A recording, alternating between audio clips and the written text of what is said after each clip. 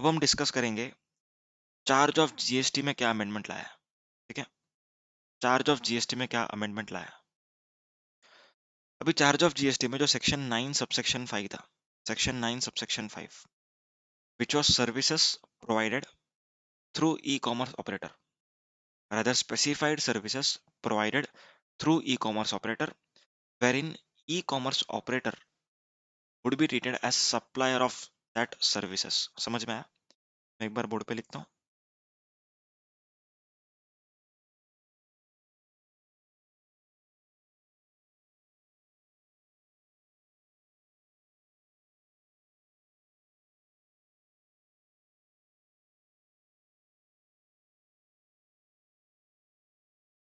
ठीक है, section 9 subsection 5। ठीक है, ये जो सेक्शन है, ये सेक्शन ये कहता था कि कुछ स्पेसिफाइड सर्विसेज अगर आप लोग ई कॉमर्स ऑपरेटर के थ्रू दे रहे हो किसी भी कंज्यूमर को, okay, then in such case e commerce operator would be treated as supplier of goods, sorry, supplier of such services, and such ECO would be liable to pay tax। this ECO would be liable to pay tax। समझ में आया? Clear है? उन services में तीन services थी, कौन सी? सबसे पहली passenger transportation, second hotel accommodation, and third one was utility services. ठीक है, एक बार रिवाइज करवा रहा हूँ जूना वाला, उसके बाद नया कनेक्ट करूंगा। पैसेंजर ट्रांसपोर्टेशन में always e commerce operator would be liable to pay tax. समझ में आया? होटल अकोमोडेशन में अगर होटल रजिस्टर्ड है, ध्यान से सुनना, होटल अगर रजिस्टर्ड है तो hotel would be liable to pay tax. बराबर है? अगर होटल अनरजिस्टर्ड होती, if hotel was unregistered, then in that case ECO, that is MakeMyTrip हो गया, ओके, ट्रिवागो हो गया, तो ये लोग जो है e commerce operators, they would be liable to pay tax as if they have supplied such services. समझा? Same applies for utility services. अगर यूटिलिटी सर्विस प्रोवाइडर रजिस्टर्ड है, then in that case such utility service provider would be liable to pay tax। if such utility service provider is unregistered, then e-commerce operator, that is urban clap, ठीक है, urban clap would be liable to pay tax। समझ में आया? ये जूना provision था। ठीक है, अभी भी ये प्रोविजन वैसा ही है, कुछ भी चेंज नहीं है, लेकिन सिर्फ एडिशन है। इस प्रोविजन में गवर्नमेंट ने कुछ सर्विसेज को और ऐड किया है जो अपन इस वीडियो में देखने वाले। समझ में आ रहा है? Clear? Okay.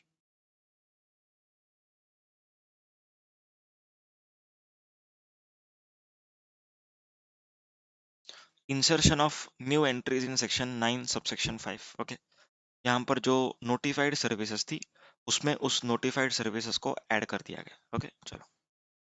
As per section 9 subsection 5, specified services provided by ECO, okay, tax shall be payable by ECO as if is a supplier.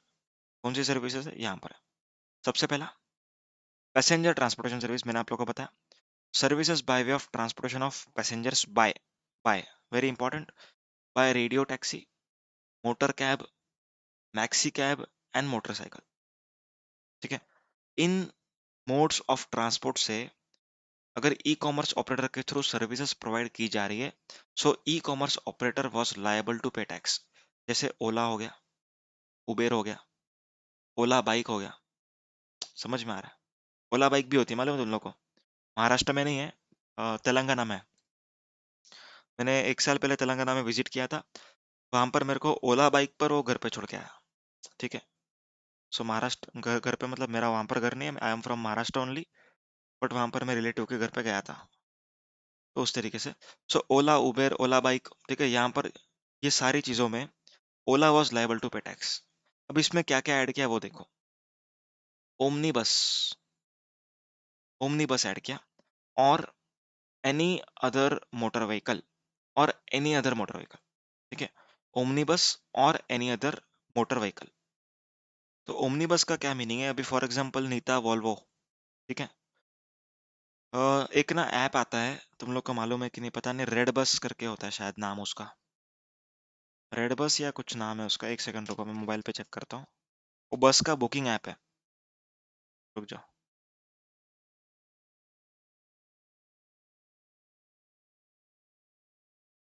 हाँ, रेड बस डॉट इन, बराबर है। ओके, रेड बस, ये ऐप से आप लोग क्या कर सकते हो? आप लोग ना बस का बुकिंग कर सकते हो, आपके घर से लेकर के आपको जहां पर भी जाना है आउट स्टेशन, ठीक है। तो आप लोग इस बस को बुक कर सकते हो, ठीक है, रेड बस के ऐप के थ्रू। तो redBus here would amount to e commerce operator, समझ में आ रहा है? अभी इस ई कॉमर्स ऑपरेटर से अगर नीता वॉल्वो, मालूम है नीता वॉल्वो, ये एक बड़ी बस की एजेंसी है, ठीक है। शिवनेरी, सुना होगा लोगों ने, ठीक है। तो ये बसेस का जो एजेंसीज है, ये बस बस वाले जो होते हैं ये रेड बस पर रजिस्टर्ड होते हैं। जैसे ओला में ड्राइवर रजिस्टर्ड होते हैं, उसी तरीके से रेड बस में ये नीता वॉल्वो वगैरह सब रजिस्टर्ड होते हैं। तो यहाँ से अगर आपने ये बुक किया है, तो यहाँ पर e commerce operator that is redBus would be liable to pay tax. समझ में आया? क्या अमेंडमेंट लाया समझ में आया? पहले radio taxi, motor cab, maxi cab and motorcycle, इतना ही कवर था। लेकिन अभी यहाँ पर omnibus and any other motor vehicle भी कवर कर लिया गया है। आया समझ में? ठीक है। Inserted by notification number this, यहाँ पर always e commerce operator shall be liable to pay tax. समझा? रेड बस, अच्छा यहाँ पर लिखा ही था मैंने, with effect from 1 January 2022। Next, next, ये दोनों एंट्रीज एज इट इज है, no change. Hotel accommodation and utility services, ये एज इट इज है, इसमें कोई चेंज नहीं है। आगे क्या चेंज है देखो, चेंज नहीं है, बेसिकली एडिशन है। Supply of restaurant services other than services supplied by restaurant, eating joints, etc., located at premises having hotel accommodation charges, declared tariff more than or equal to 7,500 per day। इसको समझते हैं, ठीक है। Supply of restaurant service, मतलब for example यहाँ पर कोई से रेस्टोरेंट है, बराबर है।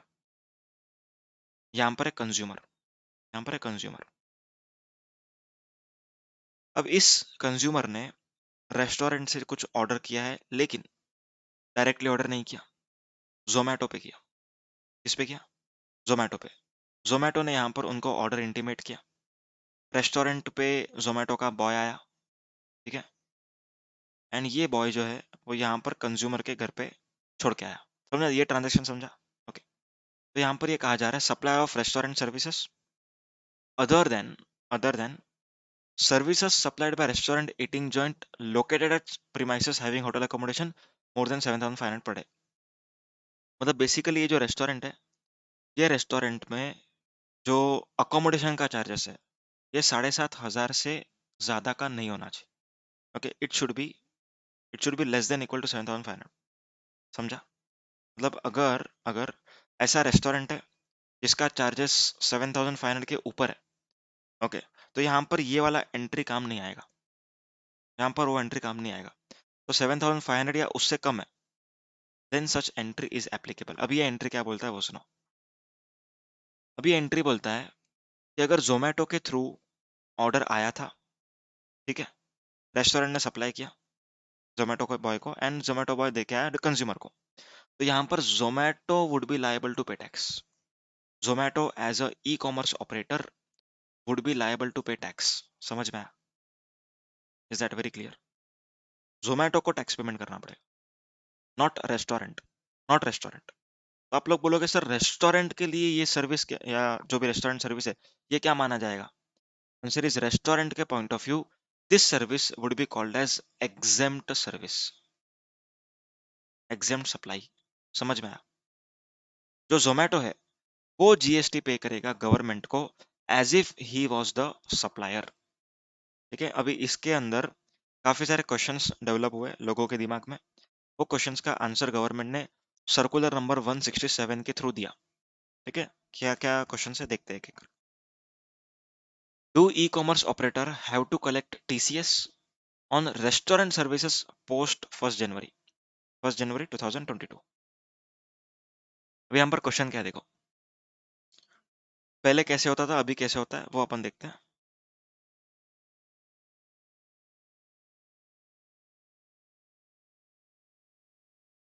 जब ये स्विगी जोमेटो का नोटिफिकेशन नहीं आया था उसके पहले कैसे होता था वो देख लेते हैं। ओल्ड एंड यहाँ पर न्यू, ठीक है। ओल्ड में क्या हुआ करता था, यहाँ पर एग्जांपल रेस्टोरेंट है, यहाँ पर जोमेटो है एंड यहाँ पर है कंज्यूमर, बराबर है। कंज्यूमर ने यहाँ पर ऑर्डर प्लेस किया, जोमेटो ने यहाँ पर इंटीमेट किया, रेस्टोरेंट ने जोमेटो के बॉय को दिया एंड जोमेटो ने यहाँ पर डिलीवरी किया। ओके, फॉर एग्जाम्पल 1000 रुपये का गुड्स था, सॉरी 1000 रुपये का रेस्टोरेंट सर्विस था, ठीक है। तो यहाँ पर रेस्टोरेंट वाला ना, रेस्टोरेंट वाला बिल इशू करता था 5% जीएसटी यहाँ पर ऐड करके। ओके, कितना आएगा 1050।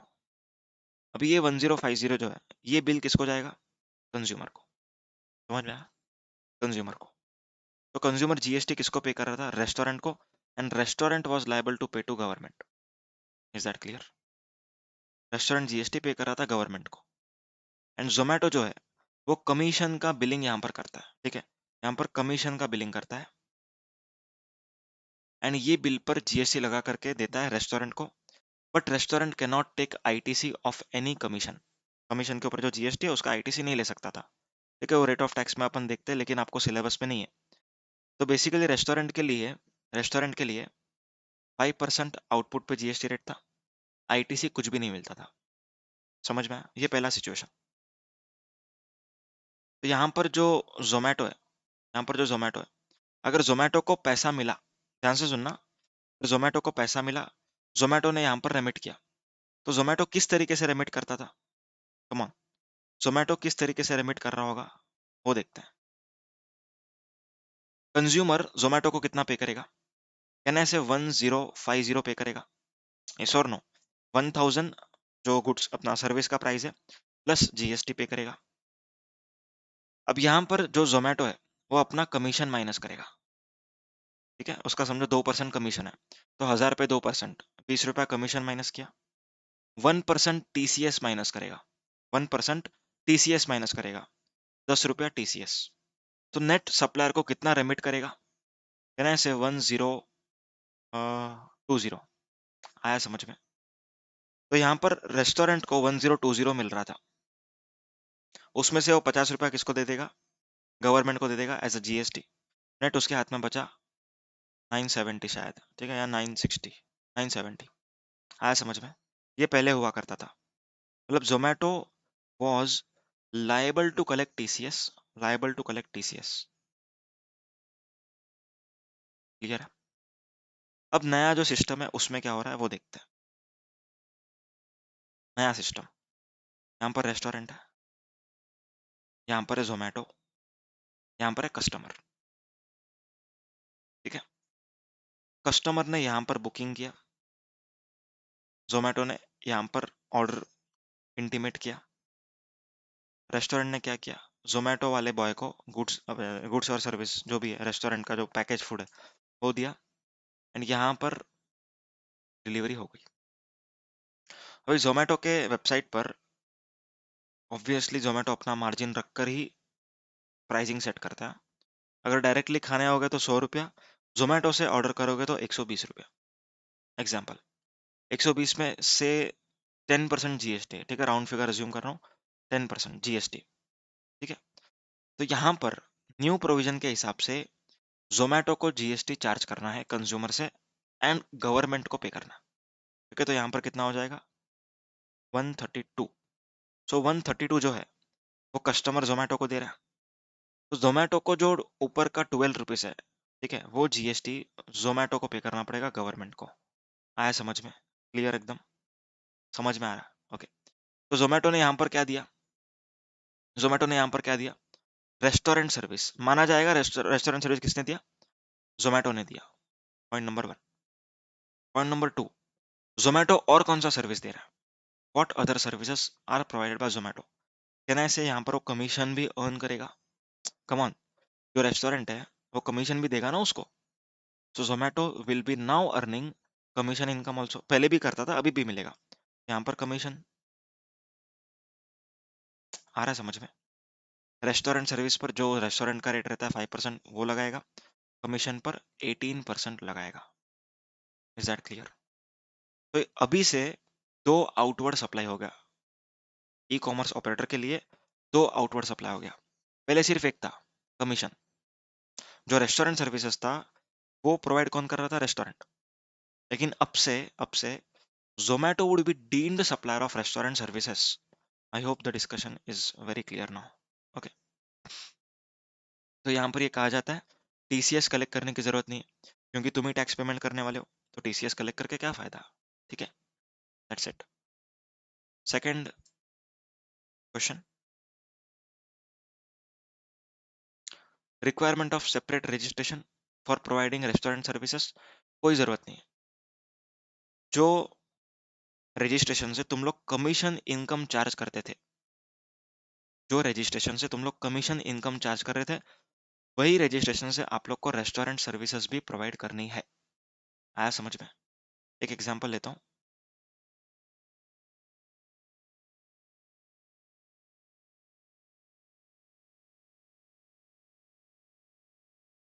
देखो, एक चीज आप लोग को क्लियर होना चाहिए, हर ई कॉमर्स ऑपरेटर के पास दो रजिस्ट्रेशन होता है। This is a practical point, no one will tell you, that is for sure. हर ई कॉमर्स ऑपरेटर के पास दो रजिस्ट्रेशन होता है। सबसे पहला टाइप का रजिस्ट्रेशन होता है to collect tax at source, to collect tax at source. Second type का रजिस्ट्रेशन होता है to provide services, to provide services. ठीक है, जो टैक्स कलेक्शन के लिए होता है, इसमें आपका जीएसटीआर 8 फाइल होता है। बराबर है? याद आ रहा है रिटर्न्स का चैप्टर? जो सर्विसेज प्रोवाइड करने के लिए रजिस्ट्रेशन है उस पे जीएसटीआर 1 फाइल होता है, जीएसटीआर 3B फाइल होता है। ठीक है, आपको 2B में दिखता है आपका purchases.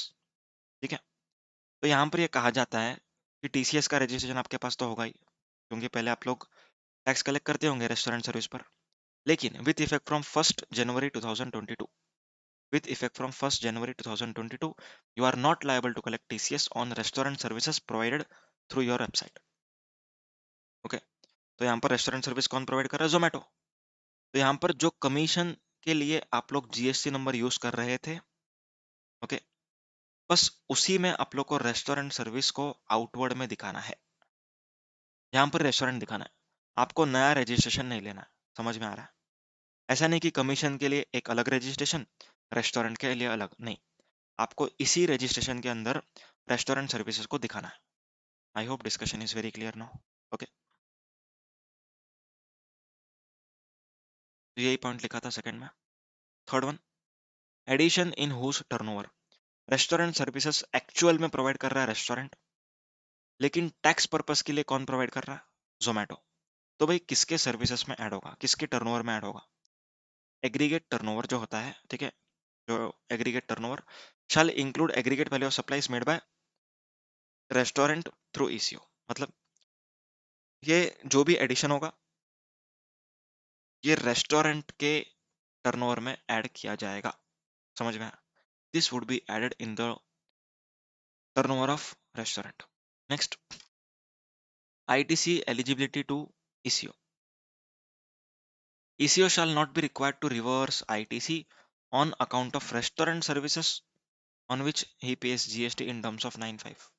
GST on restaurant services has to be paid in cash only. Very important, very important. मैंने आप लोग को यहाँ पर ना एक स्कीम बताया था, मालूम है? ओल्ड वाला। यहाँ पर देखो, यहाँ पर किधर गया, किधर गया? यहाँ पर कहीं पर तो लिखा था आईटीसी नहीं मिलेगा। ये रहा देखो, जो पर्सन रेस्टोरेंट सर्विस प्रोवाइड करता है उसको आईटीसी नहीं मिलता। समझ में? आईटीसी नहीं मिलता, इसका क्या मतलब है? आपको ऑब्वियसली जो आपका आउटपुट टैक्स लायबिलिटी है वो कैश में डिस्चार्ज करना पड़ेगा। सिमिलरली अभी रेस्टोरेंट सर्विस कौन प्रोवाइड करता हुआ दिख रहा है आप लोग को? न्यू में, न्यू में Zomato is providing. It means Zomato को कोई आईटीसी नहीं दिया जाएगा इफ ही वांट्स टू पे रेस्टोरेंट सर्विस का जीएसटी। लेकिन अगर हम बात करें कमीशन इनकम के ऊपर अगर जीएसटी पे करना है रेस्टोरेंट को, तो यहाँ पर वो आईटीसी को माइनस कर सकता है। Very important. कमीशन का जो लायबिलिटी है, ठीक है, कमीशन इनकम पर जो जीएसटी आउटपुट पे करना होगा जोमेटो को, उसके ऊपर जो भी जीएसटी आ रहा है उसमें से वो आईटीसी माइनस कर सकता है। लेकिन रेस्टोरेंट के ऊपर का जो जीएसटी उसको पे करना है, that he has to discharge in cash only.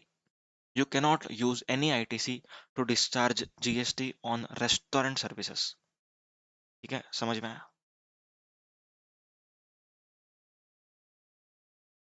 Next, invoice. Invoice कौन इशू करेगा? जो भी पर्सन टैक्स कलेक्ट करता है वही इनवॉइस इशू करता है। Invoice shall be issued by e commerce operator to customer. ठीक है। Reporting, restaurant shall report in exempt supplies. मैंने आप लोग को बताया, ठीक है, जो वड़ा पाव वाला है या जो कोई भी है रेस्टोरेंट, वो अपने एग्जाम सप्लाई में दिखाएगा एंड ईसीओ उसको टैक्सेबल सप्लाई में दिखाएगा। आया समझ में? That's it with charge of GST के अमेंडमेंट्स।